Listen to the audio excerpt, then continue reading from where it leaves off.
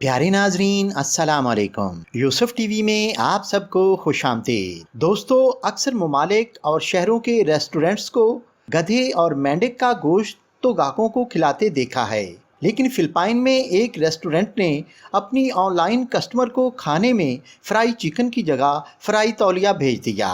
Online खाना मंगवाने वाली खातून को चिकन की जगह तौलिया कैसे मिला, इस रियल स्टोरी के मुतल्लिक मजीद जानने के लिए वीडियो को आखिर तक जरूर देखें। यूसुफ टीवी को सब्सक्राइब करें और घंटी को दबा दें सबसे पहले हमारी नई वीडियो देखने के लिए। तो शुरू करते हैं आज की वीडियो।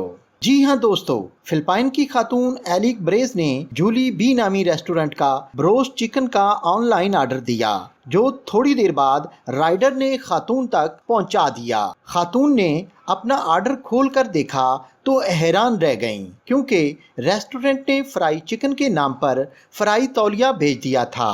खातून कस्टमर ने इस फ्राई तौलिया की तस्वीरें सोशल मीडिया की वेबसाइट पर शेयर कर दी। खातून ने कहा कि मैंने अपने बेटे के लिए फ्राई चिकन का ऑर्डर दिया।